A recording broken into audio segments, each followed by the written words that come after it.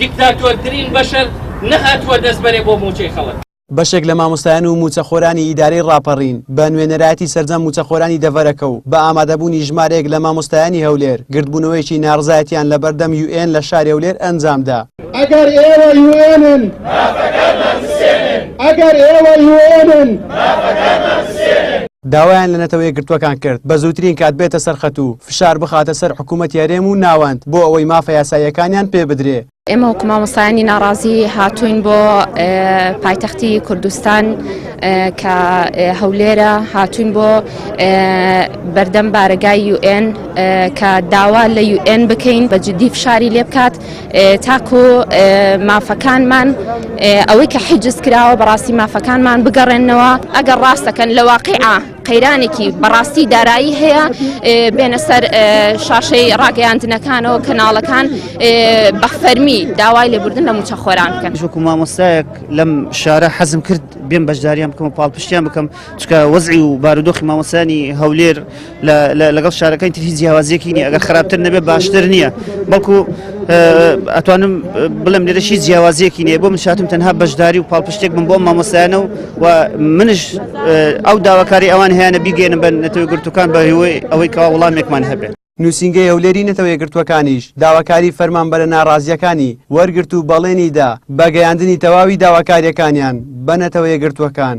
لەگەڵ نوێنەری ماوسانی زانکۆ و تەندروستکاران و فەرمانبەران بەگشتی هاتین بەرەو هەولێر بۆ بەردەم بارگای نەتەوەی گرتوەکان یۆنامی لەگەڵ نوێنەری UN لە هەولێر کۆبووینەوە پەیامی هەژارانی خەڵکی کوردستانمان گەیاندنە توێگرتوەکان و پێمان گوتن کە دیاردەی هەژاری لە خوار هێڵی هەژاریشە لە خوار هێڵی سفریشەوەیەوە لە ئاوارەکانی ناوچەکانی کە بۆ هەرێمی کوردستان ئاوارە بوون خراپترن ناڕزایەتیەکان بەردەوام دەبن لە سلێمانی ناوچەکانی خۆمان بیاوە لە هەموو ناوچەکان دەکەین لە هەتا سنووری پارێزگای هەولێر کاکەوەسیان لێمە خراپتر لە سنووری پارێزگای دۆک باڵەکایەتی منتقی سۆران منتقی ڕواندز منتقی ئاکرێ هەموو ئەمانە هەموو لە ئێمە خراپترن بەردەڕەش یعنی پێویستە بێنە سەر شەقام چیترەوە قبول نەکرێن ناکرێت تۆ ژیفانت بەتاڵبی و پارێکری ڕێت پێ نەبێ و نەشتوانی داوای مافی خۆت بکەیت ئەوە ینی قابلی قبول نییە.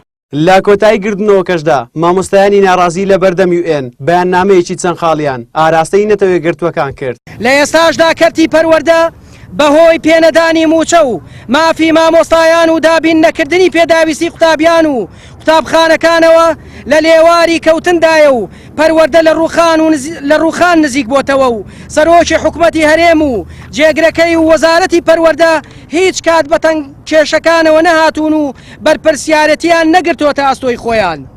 بۆیە داوا لە بەڕێزانتان دەکەین لە نەتەوەی گرتوەکان یەکەم هەوڵی تەواو بدەن بۆ جێڕانەوەی دۆخی عێراق و هەرێمی کوردستان بۆ باری ئاسایی خۆی. دووەم فشار بخەنە سەر دەسەڵاتدارانی هەرێم لە پێناو پاراستنی مافی مرۆڤ و ژیانی خەڵک و ئەزموونی دیموکراسیدا کە هەر سێ بوارەکە لە بەردەم مەترسی و پێشێلکردنی تەواوەتیدان.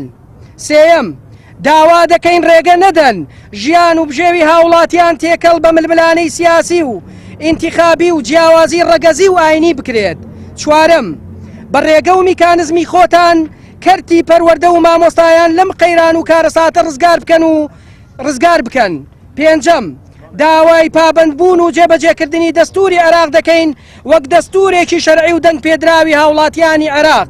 ماوەی زیاتر لە 40 ڕۆژە موچەی فەرمانبەران یارێم نەدراوە و زانیاریەوەشەیە کە لە ساڵی ئایندەدا حکوومەت یارێم نەتوانێت ئەو ڕوبع موچەیەش هەموو مانجێک لە کاتی خۆیدا بدات. بۆیە فەرمانبەرانیش پێیان وایە ئەو حکوومەتە شکستی خواردووە و پێویستە هەرچی زووە ئەو حکوومەتە هەڵبۆشێتەوە و حکوومەتێکی تازە و دوور لەم دەموچاوانە پێک بهێنرێت. زریان سدیق، کەناڵی ئاسمانی پەیام، هەولێر.